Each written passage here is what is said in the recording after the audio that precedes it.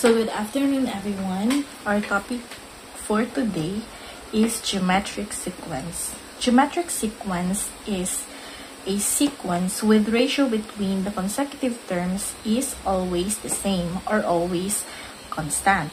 So here we have the formula for finding the nth term of a geometric sequence, which is a sub n is equals to a times r raised to n minus 1, wherein an is the nth term of the sequence, and a is the first term of the sequence, and r is the common ratio. So, kaning common ratio, mo ni siya ang ato ang i-times to get the next term of a previous term. So, here, mag-example na ta. So, what if we have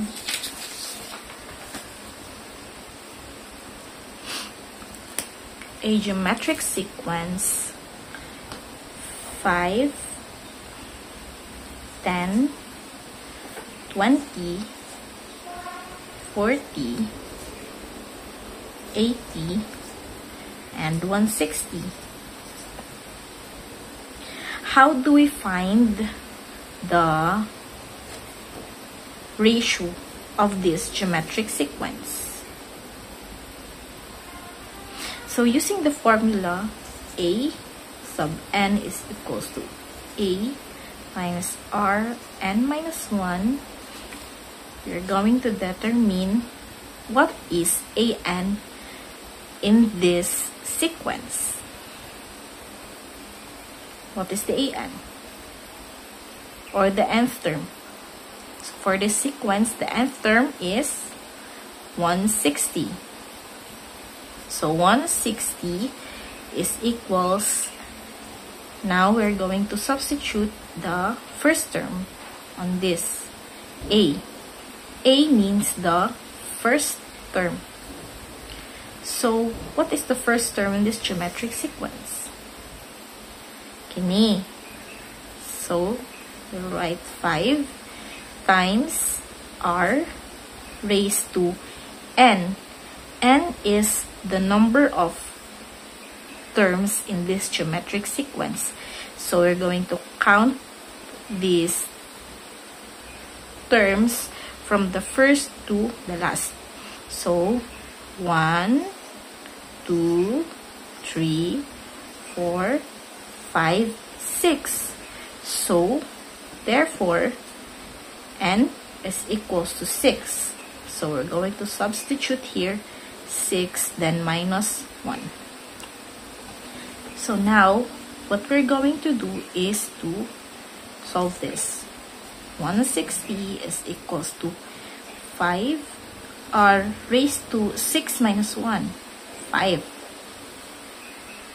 So in order to isolate this r, we need to eliminate the 5 on this side. So how do we eliminate 5? So we're going to divide 5 on both sides. Divide 5. So cancel 5. 160 divided by 5 is equals to 32 equals 5r raised to 5. So wala pa tanahuman kay dapat ang mabilin diri is ang variable r. Tapos napamantay ano diri fifth power, naka-raise pa man siya og 5. So how do we eliminate this? Ang atong buhaton is i-fifth root na to siya on both sides. So, fifth root of 32 equals fifth root of r to the fifth. So, makancel na ni siya. Ang mabili na lang is fifth root 32 is equals to r. So, what is the fifth root of 32? Sige daw, be. Calculate daw ninyo, be. Pila man, pila. Tama. 2. So, ratio is equals to 2. So, nakuha na natin ang ratio. Tama ba ka ni ang atong ratio? So, ito siya i-check. So, the first given is 5, right? 5. So, itong buhaton is, i-times na to ni 5 sa 2. So, ito dire. Magbuhat na dire geometric sequence. So, 5. 5. Ang sunod na term, 5. 5 times 2, pila? 10. Ang next na po, 10. 10 times 2, pila man? 10 times 2. 20. Sunod, 20 times 2, 40. Ano joiners, no? 40 times 2, pila? 80. 80 times 2, 160.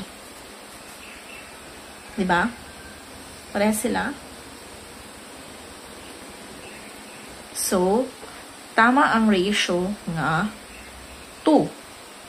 Always remember na kaning 2, kining ratio, is mo na siya ang imuhang i-times on the first term para makuha ni mo ang second. Then, para makuha ni mo ang third, i-times lang po ni mo ng 2 sa second term. Then, pag makuha na ni mo ang third, i-times lang po ni mo ang 2 sa third term. Hantod na mahuman.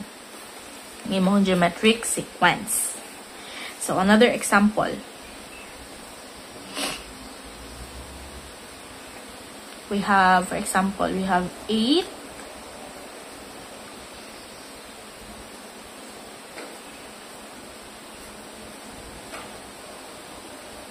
Kana. So, saan man nato na siya? Gamitan gahapon na to siya og formula na a sub n is equals to a times rn minus 1. So, kani, asa man ang ato ang asa ang ato ang so, first, unsa atong buhaton? Unsa atong unang buhaton or una na itong isolve para makuha ng blank diri kining mga blanco. Sa ganito ang i-times diri sa 8 para makuha ang next. Diba? Ang ratio. So, kuhaon na to dapat ang ratio una. Like what we did before. So, unsa ato ang a sub n? Unsa man ang atong nth term diri Given ba siya? Given siya. Ang diri is, ang nth term is 1. So, 1 is equals to first term, which is 8. 8 times r. Tapos, ang n. Pila man ang n? Pila ang n? So, mag-start pag-count sa n from the first until sa nth term. So, ano ito buhaton? Hapon na to. 1, 2, 3, 4. Dili lang ito kutob kaya diha man ang nth term. So, 4 minus 1. So, paano siyang i-solve? 4 minus 1, 3. So, saan ito para mabili ng r na lang? Eliminate na to ang 8 ug 3, right? So, ang unahon na to is ang 8, kaya mas simple man siya. So, divide 8. Ma-cancel na siya. So, mabili na lang, r cubed is equals to 1 over 8. So, saan man ito pag-eliminate ning power of 3 diri Tama, kuan na to siya, i-cube root na to siya. So, cube root of r cube is equals to cube root of 1 over 8. So, always remember na kung unsa nga imong idungag diri sa pikas, mapod ang imong idungag diri sa pikas para equal gihapon siya. Okay? So, what is unsa na lang man diri ang mabilin? So, makancel na ni, wala na ang power of 3, kaya cube root naman na to siya. So, mabili na lang kay r is equals to cube root of 1/8. So, what is cube root of 1/8? I-calculate na ninyo na siya. Pila man? Dali. So, cube root of 1/8 is 1/2. So, nakuha na to ang ratio. So, karon makuha na nato ang kining mga missing na terms. So, ang una na to, ang given is 8, diba? So, to 8. Tapos, blank, diba? Blank, 1, blank.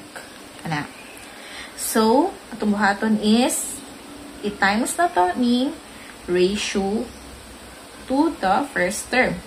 So, 8 times 1/2. Pila man? 4.